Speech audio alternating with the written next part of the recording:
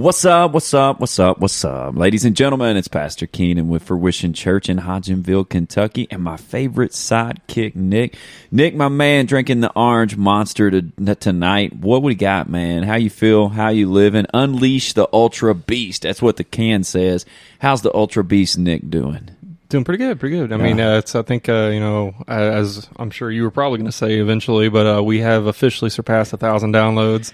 You wanted to steal my thunder. Podcast. I did. I mean, you called me an ultra beast, so I mean, I got to let it roll, or roar, whatever you want to call it. Yeah. But, so we officially passed 1,000 downloads this week, so that's awesome. Absolutely, man. The pessimist that you are, You've been trudging, man. You've been down in the trenches a little bit, and and I'm telling you, man, you just got to hang on. The right people's going to hear this. We've been seeing downloads all over the place. Pretty cool. We've been talking about we've been seeing some really hit in Nashville, and I thought it was pretty cool. I was like, hey, man, what if some kind of producer or something, happenstanced upon this, and then God's going to make a way, and heck, we may be sitting in a in a room in Nashville sometime, man, dropping some knowledge, talking about Jesus, and just trying to help people. Lord knows Nashville needs help, right? Exactly. Country music. Oh my God. Listen now, don't be hitting people like that. I mean, I'm still a little bit of a fan of some country music, not all the way, but I mean, it's just beers, bad breakups, and trucks. Yeah, that's true too, man. But Nashville, man, it houses a lot of different brands, varieties of music, so it's not just country music down there. But either way, man, just a thank you for tuning in to the Everyday Christian Podcast, and thank you for hitting the download button and the follow button and the rate button and everything else that's on there, because like you said, we have surpassed 1,000 downloads. Fantastic. Our goal was to make 1,000 by the end of the year. It's September and we're already there, so we're just trying our best to keep on soldiering on, keep on telling people about Jesus, keep on making the gospel relatable. That's the biggest thing for me, Nick, is to try to make it to where people understand it and want to live it out, want to know more about it, man. That's what it's about. God continues to work and move and do in Fruition Church, man. We are exploding, Nick. It's insane what God continues to do week after week. That's not preacher hype if you don't believe me. 200 South Lincoln Boulevard, Hodgenville, Kentucky, 11:15 a.m. on Sunday mornings. You should come join us. No denomination, no religion, just Jesus. That's our drop line. And, like I said, man, we are having a good time with what Jesus is doing, and he's just being crazy right now in the services. So there's always ways that you can connect in with us. We always say Facebook is Fruition Church and YouTube is Fruition Church of Hodgenville. You can check out our website that Nick designed and put together and keeps up with every single day. Man, I mean, like I said, just to keep on downloading this podcast, because, man, we love you guys so much, and we thank y'all for taking the time just to listen and to try to apply this to your life as well. So let's talk about this Sunday message, Nick. I've already spent like 3 minutes trying to hype this thing up. Let's go into it, man. We talked about don't cut corners on Sunday. You like how I rolled that title off, man? Just like that. I'm glad you remembered it. Yeah, absolutely. That's what I'm saying, man. I did not hesitate. I gave you the punch. Don't cut corners. And we're in a moment in a season and time where we have been introduced to David, and he's going to be the next king of Israel. But guess what? Saul is having a hard time letting the kingship go. And every time he gets close to David, David is basically like a stable point in Saul's life. Saul is dealing with depression because he's not giving in to God, and so how he deals with his depression is through David. David's playing instruments, David's singing, David's trying to bring, and every time David does this, Saul, it says that it brings Saul out of this deep, dark depression that he's in.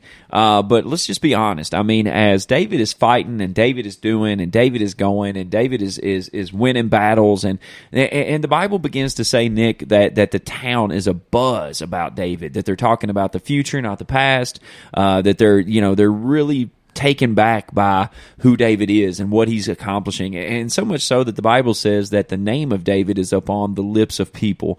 So that means that that they're talking about him, man. That he's creating a buzz and excitement. Saul hates that, and so Saul's had it up to a point of where he tries to kill him. And he puts David on the run, and he's pursuing David all through the countryside. And let's be honest, like Saul gets really close sometimes to the footsteps of David and almost killing him. But every time Saul gets so close, there's an intervention. There's God stepping in. There's a moment there. And so let's pick this story up in 1 Samuel chapter 24. I want to read just verses 1 through 7 to you, and then we're going to break this story down, all right? It says, when Saul came back after dealing with the Philistines, he was told, David is now in the wilderness of En-Gedi. And Saul took 3 companies, the best he could find in all of Israel, and set out in search of David and his men in the region of Wild Goat Rocks. He came to some sheep pens along the road. There was a cave there, and Saul went in to relieve himself. And David and his men were huddled far back in the same cave. David's men whispered to him, "Can you believe it? This is the day God was talking about when he said, 'I'll put your enemy in your hands.' You can do whatever you want with him." Quiet as a cat, David crept up and cut off a piece of Saul's royal robe. Immediately, he felt guilty. He said to his men, "God forbid that I should have done this to my master, God's anointed, that I should so much as raise a finger against him. He's God's anointed." And David held his men in check with these words and wouldn't let them pounce on Saul. Saul got up, left the cave, and went on down the road. Nick, man, we picked this up where Saul is at a vulnerable state. He is chasing David. He's on the footsteps of David. David is hid back in a cave. He has amassed 400 men. Outcast, you know what I'm saying, that has been drawn to David, who he is. And so David has kind of formed a posse, a clique, whatever you want to call it. And he is in the back of this cave hiding, and Saul comes in to, do some number 2 up in the cave, man. And whenever he does, he's a sitting duck for David. David has an opportunity, Nick, to erase his problems. He has an opportunity to pounce on the guy that has opportunity to do this, but instead of killing him, he cuts just a piece of his robe off, and he feels instant conviction, instant sorrowfulness, like he should not have done that at all. Let's talk about, just for a few minutes, man, let's dissect this a little bit. Let's start with the fact of, and I pointed this out on Sunday, that we start this out by the Bible saying he came to some sheep pens along the road, and there was a cave there. And I talked about on Sunday, Nick, about how, those sheep pens, I bet they would remind David, that they would remind David as he walked by those sheep pens about how much God had already did for him. God had already taken him from being a shepherd. He had taken him away from his father's family. He had taken him away from being just that shepherd boy, and now he is leading the army of Israel. Now he is, now he's in the king's possession. Now he's being chased for his life, pretty much. But just watch how God has delivered David time and time again. And sometimes, I was talking about on Sunday, Nick, sometimes we have to go by those sheep pens, those areas and instances in our life where God has done something miraculous, just to be reminded that God can do it again, right? Yeah, and I think, that's what's important. We've talked so many times before about, using our past and using the things that we've been through and our experiences to help other people and to even help ourselves in those moments, where we're low, we're anxious, we're fearful, whatever that may be.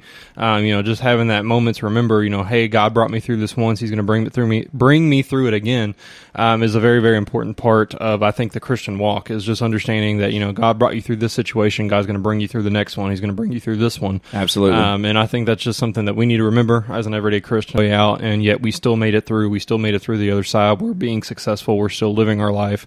It's important for us to look back at those moments and remember that it was God that brought us out of those situations. It was God that pulled us out, just like, you think into the future. I always think about this as an image in my head, but, when, Peter walked up on the water, and he was drowning and he reached out and picked him up and all that. I think that's just something that we need to remember, is that visual image in our head of, when we were drowning, when we were freaking out, God reached down, picked us up and saved us from drowning. Right. He'll do it again, just like he did at that time. Yeah, absolutely, man. And so, I thought that was a very unique description. I thought it was a very unique point inside the Bible where, you know, it was saying, hey, look, like you just passed by this sheep pen. You know, I think in those moments, you know, you have to be reminded, like, man, you know, what if David walked by and was like, you know what, this is where I used to be, you know? I admit it's not a good situation right now, but you know what? In this moment, I've, you know, whooped the Philistine army time and time again. I've killed Goliath. You know, Saul's not going to be any match either. You know, so we get to a point of where he's hidden back in this cave, and we also talked about on Sunday about how, you know, that there was probably no light in that cave. In fact, if there was, then, you know, Saul would have seen what was going on. You know what I'm saying? I mean, that would have, you know, attracted attention. So I almost like think about it being in the complete dark. You know, they're sitting there in the complete dark, hiding, you know, just trying not to make a noise. And, you know, I said Sunday, man, I think a lot of times we're scared of the dark, you know, in the physical, because, you know, the dark causes our senses to go hyperactive really quick. We can't see per se, so we start to hear, like, you know, like supersonic hearing, and in our touch, and like everything just goes like on hyper mode. And so that's the reason why we'll be sitting there like, oh my God, something touched me. You know, well, no, that's just your mind playing tricks on you. But you know, I said, you know, at this moment, I feel like the darkness maybe would even hone in his skills and his senses a little bit more. But I also asked the question, you know, what if the darkness, again, is meant to reveal God's light? What if, you know, maybe we should stop being scared of sitting in the dark and go, you know what? Maybe this should improve my senses to feel more of Jesus, you know, or to feel the Holy Spirit move in my life, you know. If I'm in the darkness, I might not be able to see, but that doesn't mean I can't feel Jesus. That doesn't mean I can't hear Jesus. That doesn't mean that I can't smell Jesus. That doesn't, you know, like it's just the things that go on, man, that I think sometimes we have to understand that, you know, that darkness, you know, we have to find good in that, not to stay in it, not to be like, you know, oh, I'm just going to stay in this darkness now. I like it, you know, but it's like even in the darkest times, we have to understand that God's still working, right? Yeah, and I think I always think back, you know, when you were actually saying this Sunday, you know, I thought back to the superhero Daredevil, you know, where, you know, he's blind. I mean, he can't see anything, so his hearing. No, we don't talk about him anymore. Okay, I was like, man, but you know, Charlie Cox is the guy now. Okay, but, all right. But again, you know, he's blind, and so because of that, you know, his senses were turned to like 3,000. You know, he'd hear things. There's like echolocation, all this kind of crazy stuff.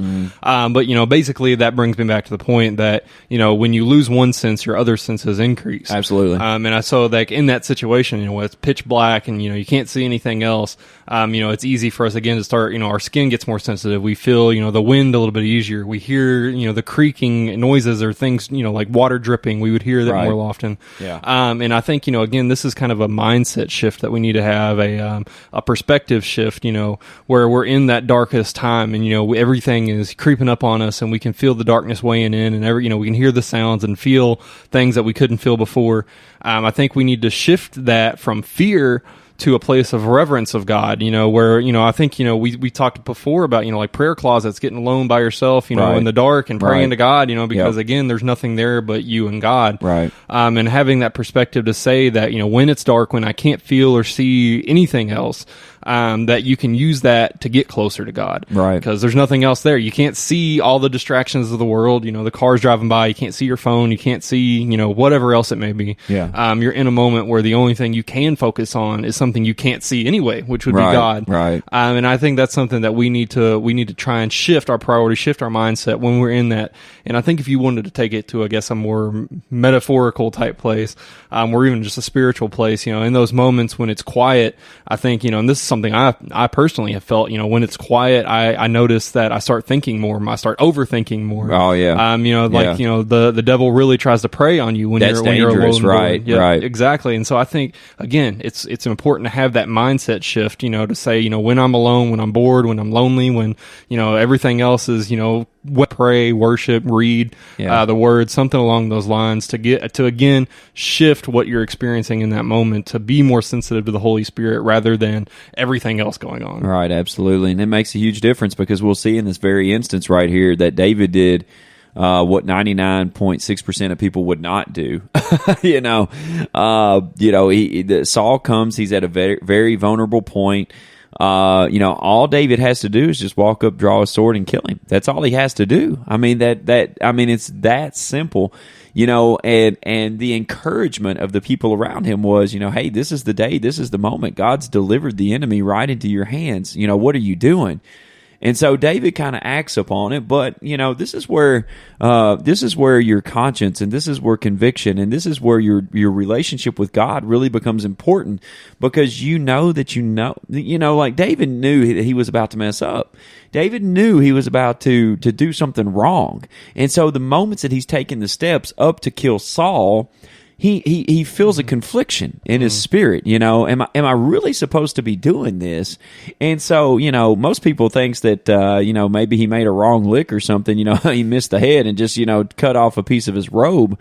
But at the same point in time, like, he cut that robe, and even cutting the robe, Nick, he felt a sense of conviction and a sense of like he had messed up and fallen short, and so, like, this is where we begin to understand and realize, like we talked about on Sunday, killing your enemies is not going to bring you closer to your calling. Like you think wiping out your enemies and stuff like that, like, we take an eye for an eye, like, God said God is doing the eye for an eye, not us.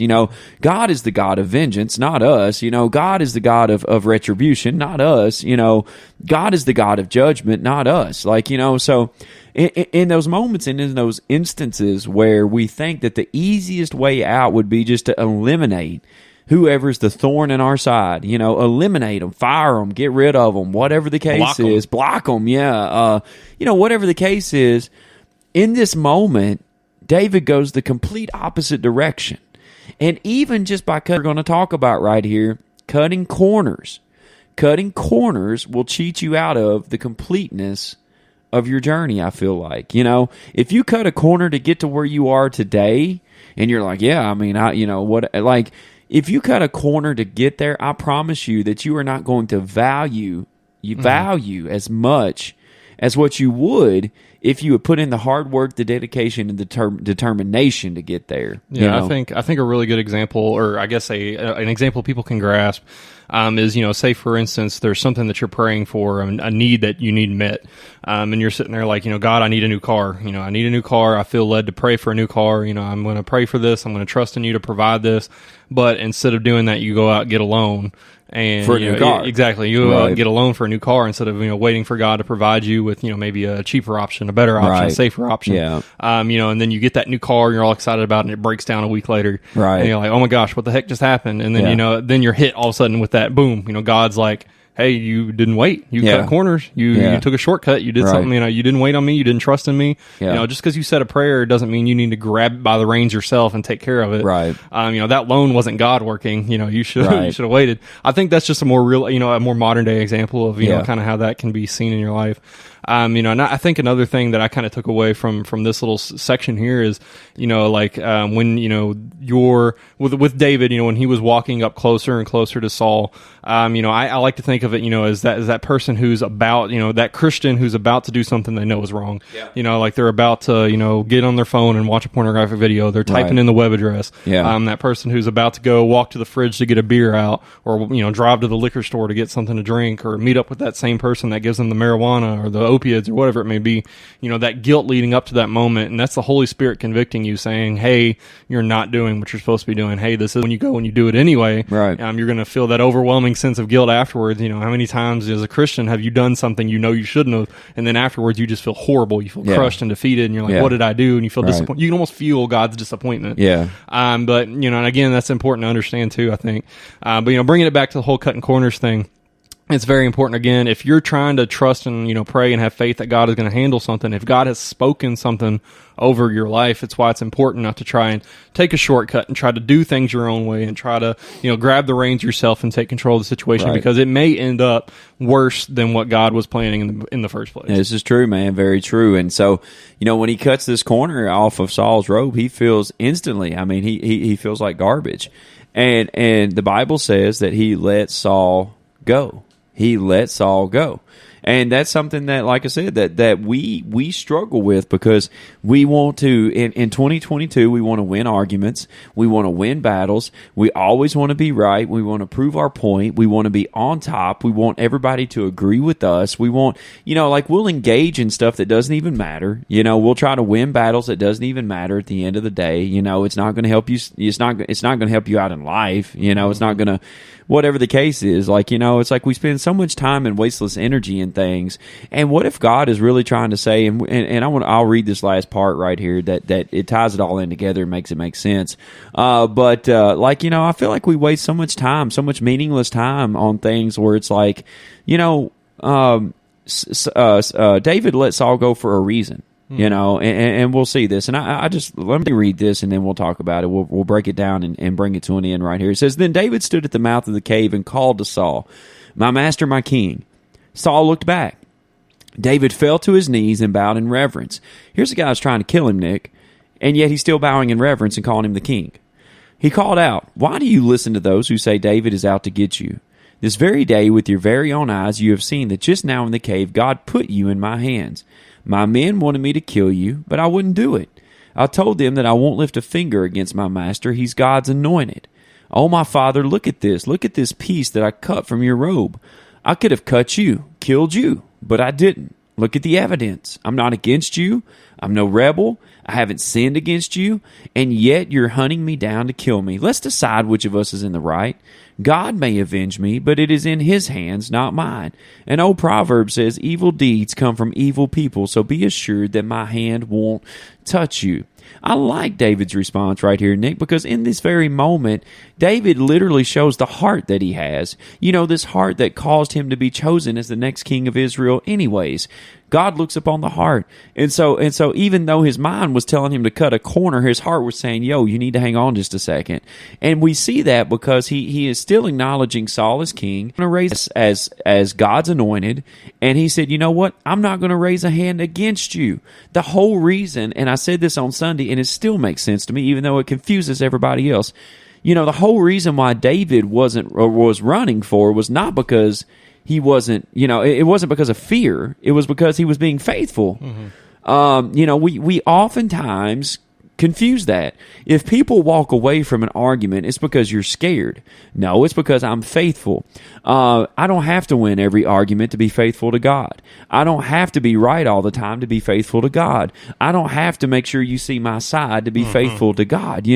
It's like I think we almost have a fear sometime of being wrong. We almost have a fear sometime that we may miss an opportunity to let two people know how we feel. Right. You know what I'm saying? It's almost like, especially if you get, political with it, it's like, don't do it. If I don't argue with this person and convince them that abortion is wrong, then I'm going to hell. Right. Right. It's like, your eternal destination doesn't rely on whether or not you can convince someone that abortion is right or wrong, Absolutely. or if you can convince someone to vote for this specific person. Absolutely. And I think that's something that we definitely need to get over as a human being, is understanding that, our eternal destination isn't determined upon whether or not we win political arguments. Right. That is true, man. And so, I'm running because I'm being faithful to God.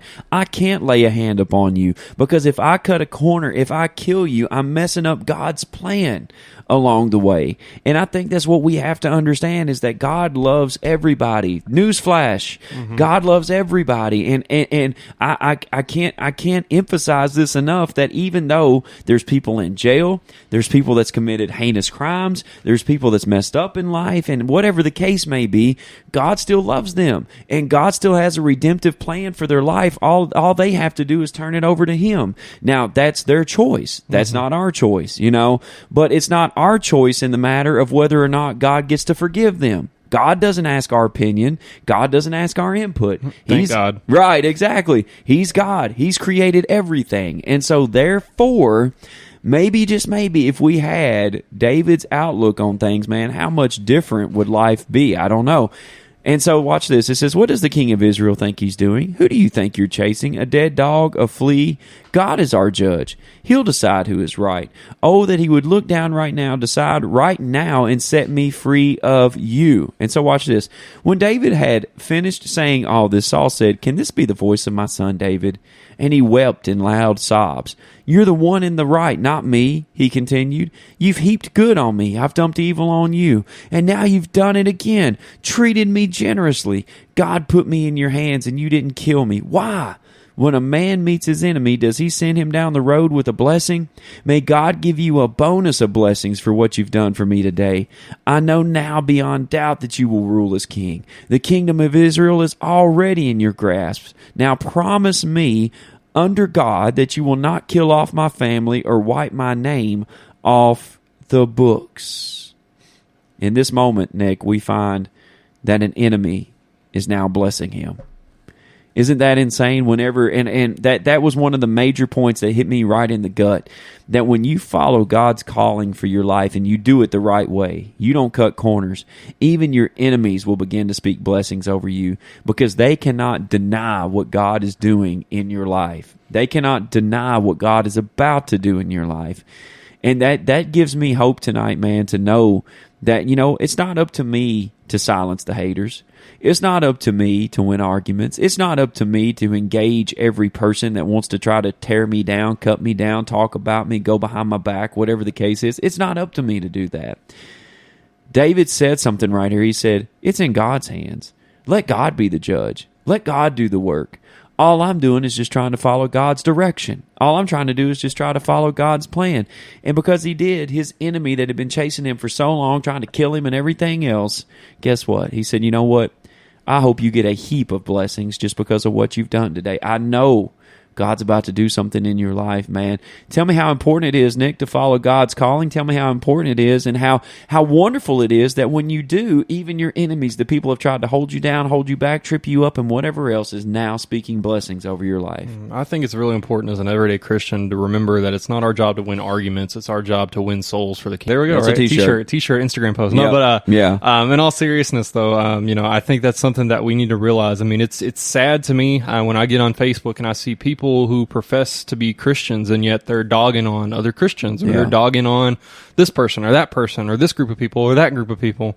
And you see it on the news, you see it in newspapers, you see it on TV, you see it, wherever you want to look. Right. You see people who are self-professed Christians, just dogging and, going against other people and yelling at them. It is one thing to call out sin and call it for what it is. Right. But it's another thing to... But you can still do this in love. Yep. You know what I'm saying? Because that's what the Bible is, truth and love. You know what I'm saying? Go ahead, bro. Exactly. Sorry. I mean, that's what we're supposed to be doing is, partaking in the law of Christ that came after, he came down to earth, that overtook the Old Testaments, and the things of that nature, and the old law, to put it that way, and that Jesus' law was to love others as he's loved us, not to, win arguments and fight people and, argue and, yell and, get all the division that we see in the United States right now, Right. all the division we see in the world right now. That is not Christ's, view. That is not God's plan for our life.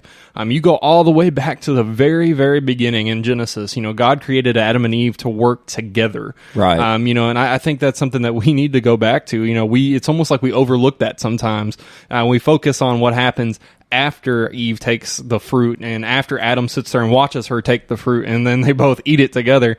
I think that we focus on that and from then on out, but we forget that God created both of them to work together equally. Exactly. And I think that's something that we need to understand, that, God didn't create anybody to be any better than another person. Right. He loves Jeffrey Dahmer just as much as he loves Keenan Riley. Yeah. And I think that's something that scares people. Right. And they're Right. like, oh God, that's not possible. It's impossible. Right. Well, guess what? With God, anything's possible. Right. So again, we just need to make sure we have that mindset and understand that, no matter who it is that we're dealing with, we need to be careful, because I told the kids this during youth the other night, that, sometimes, we are the only Bible that people read. If we're going around saying that we're a Christian and then people see us as somebody who's hateful and argumentative and, we're hounding on other Christians and we're hounding on other people, no matter what they believe, look like, whatever it may be, that gives people a bad image, a bad taste of who Christ is in their mouth. And Right. I think that's something that we need to be very careful of as an everyday Christian, is the image that we are presenting to other people, whether they're lost or not. Right. And just understanding that, Christ has called us to love others as he loves us, as he loves Jeffrey Dahmer, as he loves Adolf Hitler, as he Right. loves Keenan Riley. Right. And, I think that's something that we need to understand, is that, Christ, his love is supernatural. Yeah. And it is hard. It is Yeah. hard for a human being to achieve that. But you can start by unblocking the people you blocked on Facebook, and not commenting on every single thing you see, and not arguing with every single person you come across. Yeah, it's crazy how when you just keep scrolling, it's crazy how you just don't have that drama in your life. Exactly. You just keep scrolling. You just keep scrolling. You're not constantly looking at your phone to check your notifications to see if they replied to you or not. True statement. And I think that's, how much overthinking and anxiety could we solve by just not saying something in the first place? Yeah. And I think again, I understand, speaking against evil with love, but again, there's a difference between that and just arguing with somebody because you don't believe their political beliefs or don't believe whatever it is. But again, just remembering that, we're called to love, we're not called to argue.